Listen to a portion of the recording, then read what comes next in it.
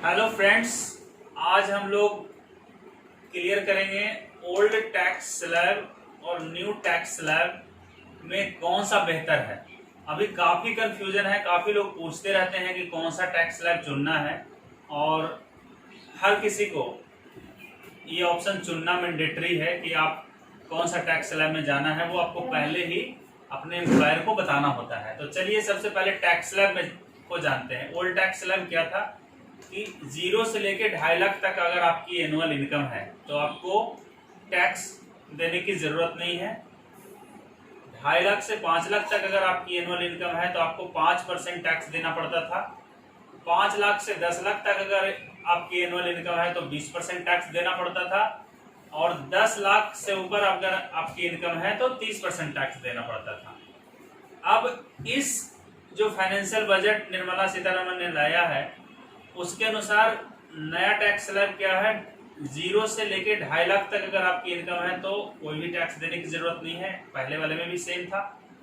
इसमें 2.5 लाख से 5 लाख तक अगेन 5% टैक्स है।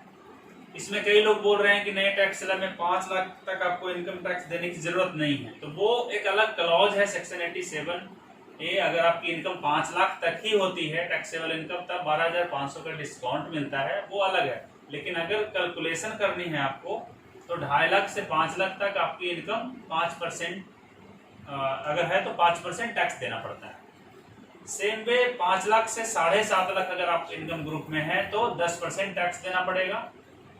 7.5 से 10 लाख अगर आपकी इनकम है तो 15% टैक्स देना पड़ेगा। 10 लाख से 12.5 लाख तक अगर टैक्स आपका इनकम है तो 20% टैक्स देना पड़ेगा। इसी तरह से 12.5 लाख से 15 लाख अगर आपकी इनकम है तो 25% टैक्स देना पड़ेगा और 15 लाख से ऊपर अगर आपकी इनकम है तो 30% टैक्स देना पड़ेगा। तो एक एग्जांपल से समझते हैं ओल्ड टैक्स स्लैब में और न्यू टैक्स स्लैब में कितना टैक्स देना पड़ता है। कोई बंदा है XYZ जिसका एनुअल इनकम है 15 लाख, तो एग्जांपल के रूप में हम ये बता रहे थे कि कोई ये बंदा है XYZ, उसकी एनुअल इनकम 15 लाख है, तो समझते हैं कि ओल्ड टैक्स स्लैब में उसे कितना टैक्स देना पड़ता है और न्यू टैक्स स्लैब में कितना टैक्स देना पड़ेगा। तो मान के चलते हैं उनका कोई डिडक्शन नील है और एग्जेम्पशन भी नील है, तो 0 से 2.5 लाख तक उनको 0% देना पड़ रहा था, तो टोटल 0 हो गया। 2.5 से 5 लाख 5% अगर निकालेंगे तो 12,500 आता है। 5 लाख से 10 लाख का 20% अगर निकालेंगे तो 1 लाख रुपया टैक्स देना पड़ेगा इस स्लैब में, और 10 लाख से 15 लाख के बीच 30%, तो टोटल 1.5 लाख रुपया देना पड़ेगा। टोटल टैक्स आता है अगर आप जोड़ेंगे तो 2,62,500 रुपया, और 4% शेष आपको टोटल टैक्स पे देना पड़ता है, जो कि 2,62,500 का 4% निकालेंगे तो 10,500 होता है। तो टोटल टैक्स स्लैब इनको 2,73,000 रुपया ओल्ड टैक्स स्लैब के हिसाब से अगर ये भरते हैं तो इतना देना पड़ेगा। आइए समझते हैं कि न्यू टैक्स स्लैब में इनको कितना टैक्स देना पड़ेगा। तो देखिए 0 से 2.5 लाख 0%, 0 रुपीज। 2.5 लाख से 5 लाख 5%, 12,500। 5 लाख से 7.5 लाख 10%, 25,000। 7.5 लाख 7.5 लाख से 10 लाख 15%, 37,500। सॉरी, हाँ 37,500। 10 लाख से 12.5 लाख 20%, दैट इज 50,000। 12.5 लाख से 15 लाख तक 25%, 62,500। टोटल अगर आप ऐड करेंगे तो 1,87,500 रुपीज देना पड़ता है। 4% टैक्स के सेस देना पड़ेगा तो 75,000 ये हो जाएंगे। टोटल अगर आप ऐड करेंगे 1,87,500 प्लस 7,500 इक्वल टू 1,95,000 रुपीज। तो सीधा सीधा आप देख रहे हैं कि न्यू टैक्स स्लैब में जहां 1,95,000 रुपया टैक्स देना पड़ रहा था, ओल्ड टैक्स स्लैब अगर ये चुनता तो 2,73,000 रुपया इसे देना पड़ता। तो टोटल टैक्स बेनिफिट 78,000 रुपया हो रहा है। भारत सरकार यही चीज दिखाई है जो इंटरिम बजट था फाइनेंस मिनिस्टर निर्मला सीतारमण का, कि अगर नए टैक्स स्लैब आप चुनते हैं तो आपको सीधा सीधा 78,000 का फायदा हो रहा है। लेकिन अगर मैं बताऊं अपने शब्दों में तो ये सीधा सीधा मूर्ख बनाने वाली बात है कि एक आम जनता को गवर्नमेंट बता रही है कि 78,000 का आपको फायदा होगा। यहाँ पे ओल्ड टैक्स स्लैब मैं लिखा हूँ और ये न्यू टैक्स स्लैब लिखा हूँ समझने के लिए, और सरकार ये बोल रही है कि न्यू टैक्स स्लैब है जो काफी आसान और सरल है। तो मैं तो सबसे पहले ये बता दूं कि एक आम आदमी जो कम पढ़ा लिखा आदमी हो उससे भी अगर पूछिए तो ये सिंपल है, 5%, 20%, 20%। और यहाँ पे 1, 2, 3, 4, 5, 6, 7 एंड सरचार्ज, मतलब टोटल 8 टैक्स स्लैब बना दिया। तो नया टैक्स सिस्टम मेरे हिसाब से बहुत पेचीदा है और ओल्ड वाले सिंपल है। लेकिन आप एक चीज और समझना पड़ेगा कि न्यू टैक्स स्लैब में आप किसी तरह का डिडक्शन नहीं ले सकते हैं। तो अभी तक जो गवर्नमेंट बोल रही है कि अगर आप नए टैक्स स्लैब को चूज करते हैं तो 78,000 रुपये का आपका सीधा सीधा बचत होगा। और नया टैक्स स्लैब बहुत ही आसान और सरल है, जो कि भारत सरकार की फाइनेंस मिनिस्टर निर्मला सीतारमण ने अपने इंटरिम बजट में बोली है। लेकिन ये सीधी सीधी मूर्ख बनाने वाली बात है, क्योंकि आप समझिए कि ओल्ड टैक्स स्लैब में आपको जो डिडक्शंस हैं वो क्या क्या मिलता है।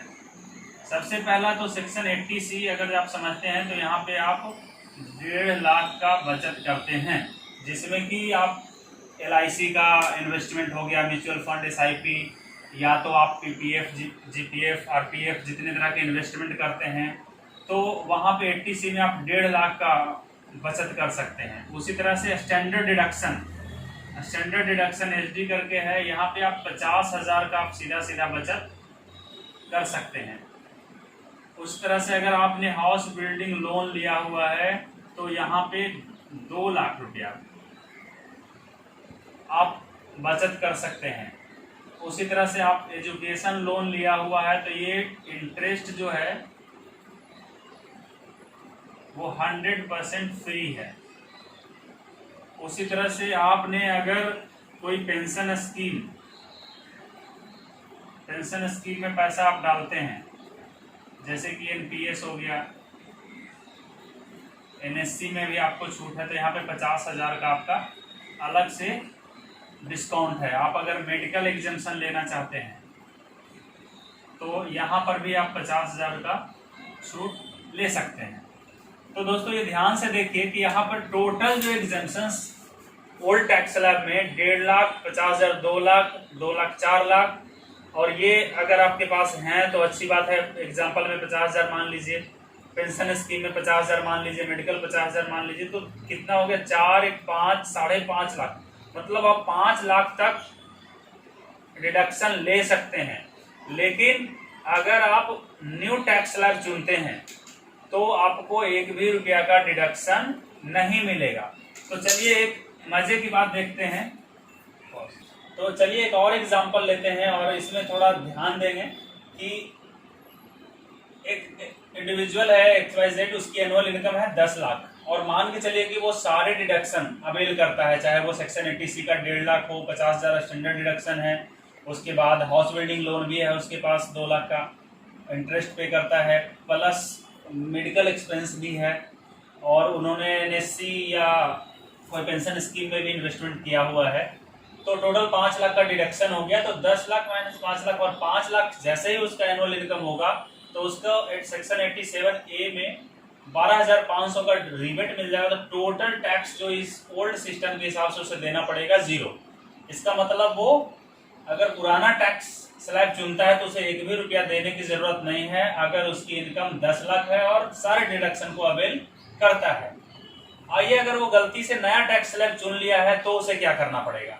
तो एनुअल इनकम 10 लाख है, all deduction not applicable. Bharat सरकार ने बोल दिया है कि अगर आप नए टैक्स स्लैब में जाते हैं तो आपको टैक्स रेट तो थोड़ा सा कम मिलेगा, दुनिया भर के टैक्स रेट इन्होंने बना दिए हैं, लेकिन आपको कोई भी डिडक्शन इसमें अलाउड नहीं है।